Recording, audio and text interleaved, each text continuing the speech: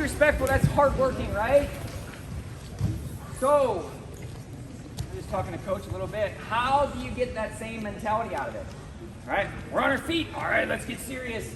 We're on top bottom. It's like, all right, joking, playing around. And again, I don't mind it if you don't cross the line, but some guys are crossing the line, right, of being lazy and not working hard, right? And then they wonder, right, why they can't win, why they can't ride. And I think that's really, really important. So try to get that mentality. Don't cross the line. Have fun, enjoy yourself. I love that part of it, right? Some of you guys meeting guys or becoming friends from guys across the country, keep that up, but don't cross the line, right? How do you still get better while drilling, right? Second session of the day. And I know you went through a hard session this morning, right? But again, have the same focus on mat wrestling. That's how you get good. I use the term, Spencer's maybe hard to use this with, but let's use it with him anyway, right? Right now, he's the best guy on the top, right? And if you gave Spencer 15 seconds on top, how many points does he score? 4. You think he gets 4? Yeah, he's pretty dang good, all right? I'll make it even harder for him. You give him 4 seconds, how many does he score? 4. 2. Yeah, let's go 2 or 0. You give them 24 minutes in a practice, how many points? 100. Yeah, hundreds, right? Hundreds. I agree. Right? What's that tell you? You got to give yourself as much time on top as you can, right? And following Granby's, right? Following sit backs, and then following stand-ups. Mat returning on stand-ups are huge. We do a top camp every summer, so we'll spend the entire camp, the entire week, we won't touch our feet for a whole week, right? And we had Cody Sanderson, and he called this, he said, this is a national championship position. This is where national titles are won and lost, and I thought that was really, really cool, all right, for his team. Can you get a guy back to the mat, all right? You talk about even like a guy like Zane Rutherford, how stingy they are. I don't care if they got 2 pinkies around your hips right here. They're gonna find a way to get back on top of you, right? And I hear a lot, as a coach, I hear, Coach, can you help me on top? I wanna be good, I wanna turn guys. And here's what happens, stand up, Sam. And then, there's nothing wrong with cutting guys, right? But then don't tell me you want to be great on top, right? Because it's hard work. It's really, really hard.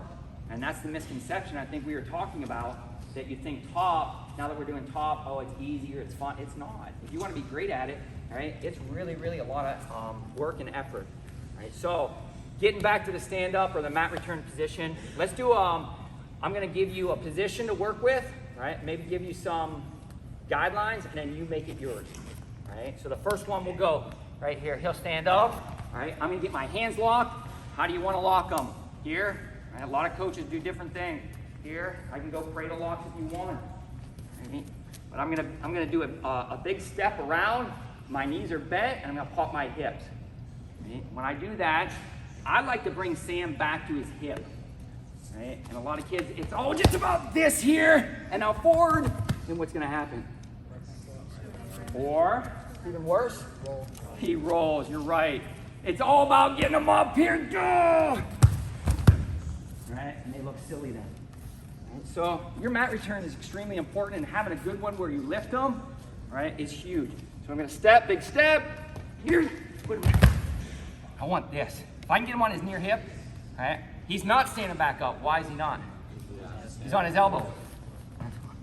Right? If I get him to this position right here, where his hips are open, and I can really tell, I can miss your whole mat return, and whenever you hit the mat, I tell where he lands. Right? If he lands this, where his hips open and he's on his elbow, I know you did it right. So your forearms are really, really important. Let me use a little guy really quick. I'll show you what I mean.